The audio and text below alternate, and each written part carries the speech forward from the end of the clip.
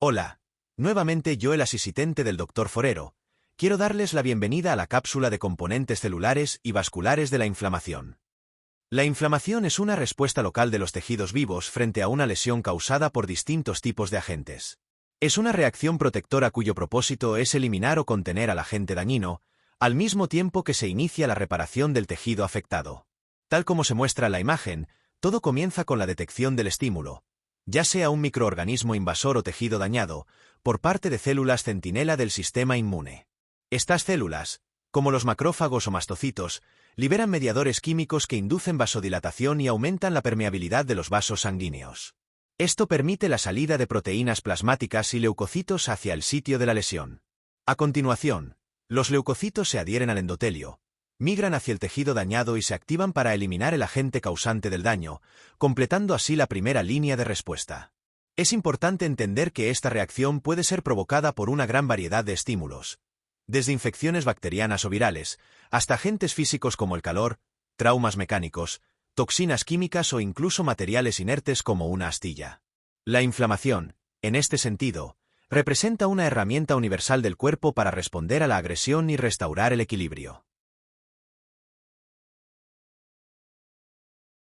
Siguiendo con el tema de la inflamación, es fundamental conocer los signos clásicos que caracterizan esta respuesta biológica. En la imagen inferior se representan de manera clara los 5 signos cardinales de la inflamación aguda. El primero es el rubor, o enrojecimiento, provocado por la vasodilatación y el aumento del flujo sanguíneo hacia la zona afectada. El segundo es el tumor, o hinchazón, resultado de la salida de plasma y células inmunitarias desde los vasos hacia el tejido inflamado. En tercer lugar está el calor, causado también por el aumento del flujo sanguíneo local. Le sigue el dolor, generado por la acción de mediadores como prostaglandinas o bradiquininas sobre las terminaciones nerviosas. Y, en algunos casos, se suma un quinto signo, la pérdida de función, que puede ser consecuencia directa de la inflamación severa o del daño tisular. La figura ilustra cómo, tras un estímulo físico en la piel, se desencadena una respuesta triple. Primero una línea roja, luego un área de enrojecimiento difuso, flare, y, finalmente, una elevación local, wheal, reflejando el efecto inmediato de los mediadores inflamatorios sobre los vasos sanguíneos y las terminaciones nerviosas. Estos signos, aunque simples, reflejan procesos moleculares complejos que permiten al cuerpo identificar y responder rápidamente ante agresiones. En el contexto de la inflamación, diferentes tipos celulares actúan en conjunto para identificar, contener y resolver el daño tisular. Este ejército celular puede agruparse funcionalmente en 3 grandes categorías. Primero, tenemos a los macrófagos centinelas residentes, considerados las células más abundantes y tempranamente activadas durante la inflamación. Este grupo incluye a las células dendríticas, los mastocitos y los propios macrófagos residentes de los tejidos. Su rol fundamental es reconocer al agente dañino, liberar mediadores inflamatorios y alertar al sistema inmune. En segundo lugar se encuentran las células fagocíticas, como los neutrófilos y monocitos, cuya misión es clara: eliminar físicamente los agentes nocivos mediante fagocitosis. Estas células circulan en sangre y se reclutan rápidamente hacia los tejidos inflamados. Por último, pero no menos importante, está el grupo de células inmunitarias especializadas, como los linfocitos T y B y las células plasmáticas, que participan principalmente en etapas posteriores o inflamación crónica. Estas células regulan la inflamación mediante señales específicas y, en el caso de las plasmáticas, secretan anticuerpos. Así, el proceso inflamatorio no es solo una respuesta pasiva, sino una reacción altamente orquestada por un conjunto diverso de células que se comunican, coordinan y actúan para restaurar la homeostasis.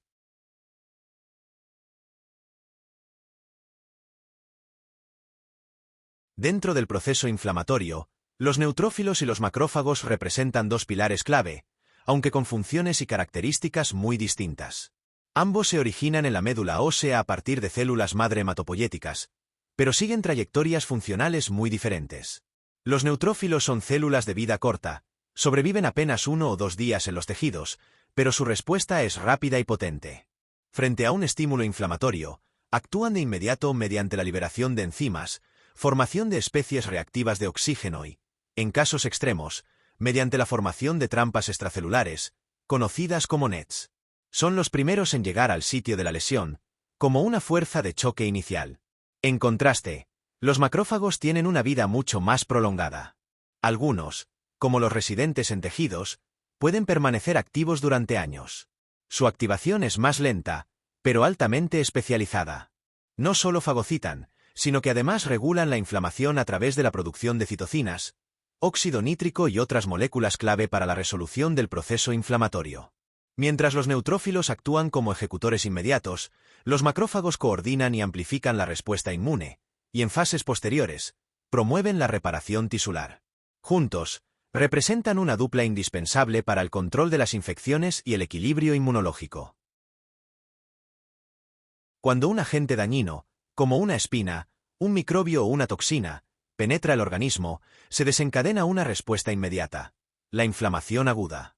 Esta reacción es rápida y tiene como objetivo eliminar el peligro, reparar el tejido y restaurar el equilibrio. En esta fase, observamos enrojecimiento, calor, hinchazón y dolor, signos clásicos de una inflamación activa. Sin embargo, cuando la causa del daño persiste o la resolución no es completa, esta respuesta aguda puede evolucionar hacia una inflamación crónica. En este nuevo estado, el tejido se mantiene en una constante lucha, donde coexisten células inmunes, intentos de reparación y daño progresivo. Es una inflamación más silenciosa, pero persistente, que puede contribuir a enfermedades como la artritis, la aterosclerosis o incluso ciertos tipos de cáncer. Así, la inflamación puede ser una aliada poderosa del sistema inmune, pero también convertirse en un enemigo si se prolonga en el tiempo. Cuando hablamos de inflamación aguda, nos referimos a una respuesta rápida del sistema inmune que se inicia minutos u horas tras la agresión inicial. Su duración suele ser breve, de pocos días, y su objetivo principal es contener el daño, eliminar el agente agresor y restaurar la homeostasis tisular. En esta fase, los neutrófilos son las células predominantes. Estas células fagocíticas son reclutadas rápidamente al sitio de la lesión, donde eliminan patógenos o tejido dañado. A diferencia de la inflamación crónica, aquí el daño tisular es generalmente autolimitado, y la cicatrización no es común. Los principales mediadores involucrados son histamina, prostaglandinas, leucotrienos, citoquinas y proteínas del complemento. Todos ellos participan en los cambios vasculares, la activación celular y el reclutamiento de leucocitos. Los signos locales y sistémicos suelen ser evidentes: enrojecimiento, dolor, fiebre o edema. Las causas más frecuentes incluyen infecciones bacterianas o virales, necrosis celular, reacciones inmunes, traumas físicos, toxinas ambientales y depósitos cristalinos como los de ácido úrico en la gota. La inflamación aguda es, por tanto, una herramienta de defensa esencial del organismo, pero que si no se resuelve adecuadamente, puede dar paso a procesos crónicos más complejos. La inflamación aguda es una respuesta esencial del huésped ante cualquier agente nocivo. Aunque se trata de un proceso continuo, se puede dividir en dos grandes eventos: vasculares y celulares. En la parte vascular, lo primero que ocurre es una vasodilatación de las arteriolas, lo que permite un mayor flujo sanguíneo hacia el sitio afectado. Esta expansión capilar genera el enrojecimiento y el calor característicos de la inflamación. Además, la dilatación de las vénulas facilita la salida de proteínas plasmáticas al tejido intersticial, lo que contribuye al edema. Paralelamente, se desencadenan los eventos celulares. En esta fase, los neutrófilos son reclutados activamente desde el torrente sanguíneo hacia el tejido dañado. Estas células fagocíticas se infiltran en la matriz extracelular, donde se encargan de eliminar patógenos y restos celulares. La imagen compara un tejido en estado normal, con pocos leucocitos residentes, frente a un tejido inflamado, donde observamos claramente el aumento del flujo sanguíneo, la dilatación vascular y la infiltración celular. Este proceso es fundamental para contener la infección o el daño inicial, pero si se perpetúa, puede dar paso a inflamación crónica o daño tisular más extenso. Durante una inflamación aguda, uno de los primeros eventos que se desencadenan es la vasodilatación junto con un aumento en la permeabilidad vascular. Este proceso está mediado por sustancias como la histamina, que es liberada por células cebadas o mastocitos en respuesta a la presencia de patógenos. En la imagen de la izquierda, observamos cómo la histamina actúa directamente sobre los vasos sanguíneos, causando su dilatación. Esto permite un mayor flujo sanguíneo hacia el sitio afectado, lo que se manifiesta clínicamente como rubor y calor, conocidos como eritema. En la imagen de la derecha, podemos ver cómo esta mayor permeabilidad facilita la salida de fagocitos y otras células inmunes desde los capilares hacia el tejido, donde comienzan a eliminar a los agentes patógenos presentes. Este fenómeno vascular no solo permite el ingreso de células defensivas, sino también de proteínas plasmáticas que ayudan a contener la infección y reparar el daño. Así, la inflamación aguda inicia una respuesta rápida y localizada para proteger los tejidos afectados. A medida que avanza la inflamación aguda, se activa un fenómeno fundamental: el aumento de la permeabilidad vascular. Esta respuesta permite que los vasos sanguíneos se vuelvan más permeables, facilitando la salida de líquidos, solutos y células inmunes desde el torrente sanguíneo hacia el tejido lesionado. En la imagen se observa una secuencia de eventos. Primero, la vasodilatación, impulsada por mediadores como la histamina, prostaglandinas y bradiquinina, incrementa el flujo sanguíneo local. Luego, se intensifica la permeabilidad vascular, generando edema, es decir, acumulación de líquido en el espacio intersticial. Posteriormente, comienza la quimiotaxis, en la que moléculas señalizadoras como C5a, IL-8 y leucotrienos guían a los neutrófilos hacia el sitio de inflamación. Estos neutrófilos son los primeros en llegar, seguidos por monocitos que se diferenciarán en macrófagos. Finalmente, según la eficacia del proceso inflamatorio, puede haber resolución, con la acción de citoquinas antiinflamatorias como IL-10, o progresar hacia una inflamación crónica, caracterizada por daño tisular persistente y presencia de linfocitos y macrófagos activados. En esta comparación visual se destacan las diferencias fundamentales entre el equilibrio vascular en condiciones normales y en un estado inflamatorio. A la izquierda, vemos un capilar en estado normal. Aquí, la presión hidrostática en el extremo arteriolar empuja fluidos hacia el espacio intersticial, mientras que la presión osmótica y la tensión del tejido ayudan a reabsorber ese líquido hacia el capilar en el extremo venular. El resultado es un balance dinámico, sin acumulación excesiva de fluido, es decir, sin edema. Sin embargo, en la imagen de la derecha, observamos el escenario de la inflamación aguda. La vasodilatación y el aumento de la permeabilidad vascular alteran estas fuerzas. La presión hidrostática se eleva, la presión osmótica ya no logra compensar, y el flujo linfático resulta insuficiente. Esto lleva a una mayor salida de fluido plasmático al tejido intersticial, generando edema inflamatorio. Este edema no solo es responsable de la hinchazón visible, sino que también facilita la llegada de células inmunes al sitio de lesión, un paso clave en la defensa del organismo. Eventos celulares en la inflamación aguda. Una vez iniciada la inflamación, comienza la fase celular. En esta etapa, las citoquinas y otros mediadores químicos liberados por células inmunes activan el endotelio vascular, es decir, la capa interna de los vasos sanguíneos. Esto permite que los leucocitos, en particular los neutrófilos, se adhieran a las paredes de los capilares inflamados y luego migren hacia el tejido dañado. Este proceso se conoce como extravasación leucocitaria, o más específicamente, exudación de leucocitos. La imagen ilustra cómo estas células abandonan el torrente sanguíneo y atraviesan el endotelio para llegar al foco de inflamación. Allí, cumplen su rol fundamental, la fagocitosis, es decir, la captura y eliminación de agentes patógenos o restos celulares. Este es un paso crucial para restaurar el equilibrio tisular y frenar el avance del daño. Esta diapositiva profundiza los eventos celulares durante la inflamación aguda. Se muestran los 6 pasos importantes del proceso. En la inflamación aguda, uno de los momentos clave es el reclutamiento de leucocitos hacia el tejido lesionado. Este proceso ocurre en varios pasos altamente coordinados. Todo comienza con la rodadura, en la que los leucocitos, gracias a moléculas como las selectinas, se adhieren débilmente al endotelio y ruedan lentamente a lo largo del vaso sanguíneo. Luego, las citoquinas como TNF e IL-1, producidas por macrófagos activados, estimulan al endotelio a expresar más moléculas de adhesión, y al mismo tiempo inducen la liberación de quimiocinas. Estas quimiocinas se unen a receptores en la superficie del leucocito, provocando un cambio en sus integrinas. Pasan de un estado de baja afinidad a uno de alta afinidad. Con esta activación, se establece una adhesión estable, donde los leucocitos se fijan firmemente al endotelio. Finalmente, los leucocitos migran entre las células endoteliales, un proceso llamado diapédesis, y se dirigen hacia el foco inflamatorio guiados por un gradiente de quimiocinas. Una vez en el tejido, participan activamente en la eliminación del agente agresor y la reparación del daño. Como vimos anteriormente, la migración de los leucocitos hacia los tejidos inflamados es un proceso orquestado que involucra varias fases: rodadura, activación, adhesión firme y migración transendotelial. Ahora, en esta imagen, profundizamos en los actores moleculares que hacen posible cada uno de esos pasos. Las selectinas, como L-selectina, E-selectina y P-selectina, son fundamentales para iniciar la rodadura.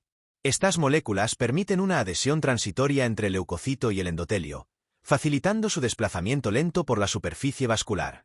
Una vez activados por quimiocinas, los leucocitos utilizan integrinas como LFA1, MAC1 o VLA4, que interactúan con ligandos como ICAM1 y CAM1 expresados en el endotelio activado. Esta unión más firme es esencial para detener al leucocito y permitir su paso entre las células endoteliales. Este sistema de reconocimiento molecular, altamente específico, asegura que los leucocitos lleguen exactamente al sitio donde se necesita su acción y evita respuestas inflamatorias innecesarias en tejidos sanos. Tras la migración de los leucocitos hacia el tejido inflamado, uno de los pasos clave en la fase celular es la fagocitosis. En esta imagen, se ilustra el proceso completo mediante el cual una célula fagocítica, como un neutrófilo o un macrófago, reconoce, engulle y destruye un cuerpo extraño. Todo comienza con la opsonización, en la que partículas como bacterias son marcadas por moléculas como anticuerpos o fragmentos del complemento, facilitando su reconocimiento por los receptores de la célula fagocítica. A continuación, se extienden prolongaciones de la membrana llamadas pseudópodos, que rodean al invasor y lo introducen en el interior celular formando una vacuola conocida como fagosoma. Posteriormente, el fagosoma se fusiona con los lisosomas celulares, dando lugar al fagolisosoma, donde se liberan enzimas digestivas y especies reactivas de oxígeno que degradan al microorganismo, completando así la defensa. Este mecanismo es esencial para contener y eliminar rápidamente la amenaza, evitando que la infección se propague y asegurando que el tejido pueda iniciar su proceso de reparación. Ahora bien, para que todo este proceso inflamatorio ocurra, es fundamental la participación de los mediadores de la inflamación. Estos agentes bioquímicos orquestan las respuestas celulares y vasculares que hemos ido describiendo. En esta imagen vemos que los mediadores pueden tener dos orígenes: celulares o derivados de proteínas plasmáticas. Los derivados celulares provienen de células como los mastocitos, plaquetas o leucocitos inflamatorios. Entre los más conocidos están la histamina y la serotonina, que aumentan la permeabilidad vascular, y los prostaglandinas y leucotrienos, que también inducen vasodilatación y fiebre. También participan enzimas lisosomales y factores activadores de plaquetas, que contribuyen al daño tisular, y citocinas como el TNF o las interleucinas, esenciales para amplificar la respuesta inflamatoria. Por otro lado, encontramos mediadores derivados del plasma. Aquí actúan sistemas como el de la coagulación, que genera productos de degradación de fibrina, el sistema de quininas, como la bradicinina, que también incrementa la permeabilidad, y el sistema del complemento, que produce anafilotoxinas como C3A o C5A, responsables de atraer leucocitos y perpetuar la inflamación. Estos mediadores no actúan de forma aislada. Forman una red compleja de señales que determinan la intensidad y duración del proceso inflamatorio. Continuando con los agentes mediadores de la inflamación aguda, ahora profundizamos en aquellos derivados de células. Estos mediadores son liberados localmente por células centinela, como los mastocitos o macrófagos, que detectan rápidamente la presencia de patógenos o células dañadas. También son secretados por leucocitos reclutados en el sitio de inflamación. En la tabla vemos algunos de los principales. La histamina, almacenada en gránulos de mastocitos y basófilos, se libera de forma inmediata y provoca vasodilatación e incremento de la permeabilidad vascular. Es clave en las reacciones alérgicas. Los metabolitos del ácido araquidónico, como las prostaglandinas y leucotrienos, derivan de la acción de la fosfolipasa A2. Estas moléculas modulan dolor, fiebre, vasodilatación, broncoconstricción y quimiotaxis. Las citocinas, como TNF e IL-1, tienen un rol más sostenido. Activan el endotelio, inducen fiebre y promueven la síntesis de otras proteínas inflamatorias. Finalmente, el PAF, o factor activador de plaquetas, también contribuye a la vasodilatación, aumento de permeabilidad y agregación plaquetaria. Como se observa, estos mediadores no solo desencadenan los primeros eventos inflamatorios, sino que también mantienen y amplifican la respuesta. Ahora revisamos los mediadores derivados de proteínas plasmáticas, fundamentales en la inflamación aguda. Estos mediadores se producen principalmente en el hígado y circulan inactivos en la sangre, activándose solo cuando ocurre un estímulo inflamatorio. En la tabla observamos los más relevantes. El sistema del complemento destaca por su capacidad de promover la quimiotaxis de leucocitos, especialmente neutrófilos, así como aumentar la permeabilidad vascular y facilitar la opsonización de patógenos. El componente C5A, por ejemplo, es un potente quimioatrayente. Las pentraxinas, como la proteína C reactiva, PCR, se elevan rápidamente en respuesta a citocinas inflamatorias como la IL-6. Su principal función es marcar microbios para facilitar su eliminación. Y finalmente, el sistema de las quininas, donde la bradiquinina es protagonista. Esta molécula induce vasodilatación, aumenta la permeabilidad y es responsable directa del dolor inflamatorio. Todos estos mediadores actúan en conjunto para amplificar y sostener la respuesta inflamatoria, asegurando que el sistema inmune actúe de forma eficaz frente a la agresión. Ahora nos enfocamos en las citoquinas, mensajeras clave en el proceso inflamatorio. Las citoquinas son proteínas producidas principalmente por macrófagos, células dendríticas y linfocitos, que permiten una comunicación eficiente entre las células del sistema inmune.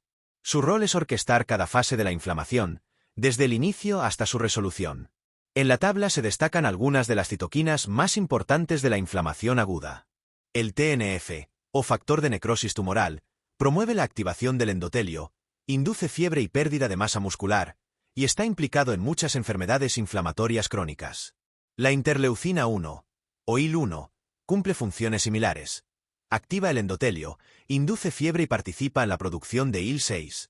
Por su parte, la IL-6 actúa sobre el hígado para inducir la producción de proteínas de fase aguda y también puede contribuir a la fiebre. Finalmente, las quimocinas son citoquinas especializadas que reclutan leucocitos hacia el foco inflamatorio, dirigiendo su migración. Estas moléculas no solo son centrales para la defensa, sino que también representan blancos terapéuticos clave en enfermedades como la artritis reumatoide, colitis ulcerosa o síndromes autoinflamatorios. La inflamación aguda no siempre luce igual. Su expresión clínica y morfológica depende del agente causal, del tejido afectado y del tipo de respuesta del huésped. En esta tabla se presentan los 4 patrones principales que puede adoptar esta inflamación. El primero es el seroso, caracterizado por la acumulación de un exudado pobre en células, como ocurre en quemaduras leves, pleuritis o enfermedades vesiculares de la piel. El segundo patrón es el fibrinoso, en el cual se deposita fibrina en la superficie de órganos o cavidades, como en la pericarditis o meningitis. Este tipo suele derivar en adherencia si no se resuelve adecuadamente. El tercer tipo es el supurativo o purulento, dominado por la acumulación de pus, es decir, neutrófilos muertos, restos celulares y líquido. Este patrón lo encontramos en infecciones bacterianas como abscesos, apendicitis o neumonías. Y finalmente, el ulcerativo, donde se observa la pérdida del epitelio y necrosis del tejido subyacente, como en las úlceras gástricas o duodenales, o incluso en úlceras varicosas. Estos patrones no solo reflejan lo que ocurre a nivel celular y molecular, sino que orientan el diagnóstico y el tratamiento clínico. Además de los signos locales, la inflamación aguda suele acompañarse de manifestaciones sistémicas que reflejan una respuesta más amplia del organismo. Estas manifestaciones no solo son clave para el diagnóstico, sino que también pueden generar complicaciones clínicas importantes. Una de las respuestas más comunes es la fiebre, originada por citoquinas como la interleuquina 1 y el TNF, que estimulan al hipotálamo para elevar la temperatura corporal. Esta elevación, aunque molesta, es un mecanismo de defensa contra patógenos. Otra manifestación relevante es la leucocitosis, es decir, el aumento de glóbulos blancos en sangre, promovido por TNF y otros factores estimulantes derivados de médula ósea.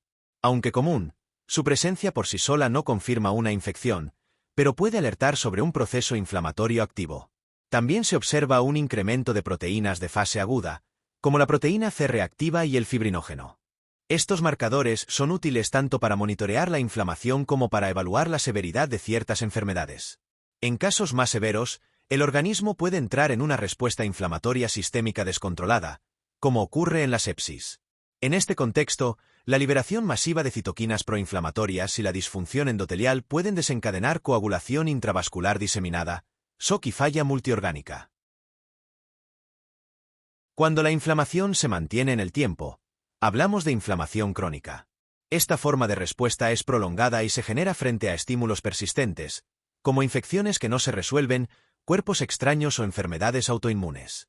En estos casos, la inflamación no solo convive con el daño tisular, sino también con intentos simultáneos de reparación y cicatrización. Observemos la imagen. A la izquierda vemos un diente sano, con encía firme y hueso estable. A la derecha, en cambio, la periodontitis nos muestra un ejemplo clásico de inflamación crónica. Hay pérdida de hueso, una bolsa gingival profunda, acumulación de placa y tejido inflamado. Este tipo de inflamación crónica suele implicar un papel central del sistema inmune adaptativo. Las células T, activadas persistentemente, liberan citoquinas que mantienen en estado de alerta a los macrófagos y otros leucocitos, perpetuando el daño. La imagen ilustra perfectamente cómo, en lugar de resolverse, la inflamación se convierte en parte del problema. Ahora, profundicemos en las causas comunes de la inflamación crónica, comparándolas con la inflamación aguda. La tabla que vemos ilustra claramente las diferencias clave entre ambos tipos de respuesta inflamatoria. Mientras que la inflamación aguda comienza rápidamente, dura poco tiempo y está dominada por neutrófilos, la inflamación crónica se instala más lentamente, se mantiene por periodos prolongados y está marcada por la presencia de macrófagos y linfocitos. A diferencia de la inflamación aguda, que generalmente se resuelve sin dejar huella, la inflamación crónica puede generar daño tisular extenso y dejar cicatrices permanentes. Las causas son variadas. Pueden incluir infecciones persistentes, como las provocadas por micobacterias, reacciones inmunes mantenidas en el tiempo, como en las enfermedades autoinmunes, o incluso exposición continua a agentes tóxicos, como partículas de sílice o humo de tabaco.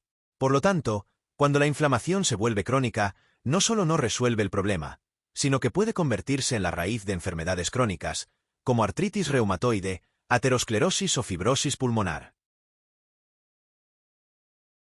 En el contexto de la inflamación crónica, el protagonismo lo tienen las células mononucleares, en especial los linfocitos y monocitos, pero también un actor clave: las células madre mesenquimales, conocidas como MSC.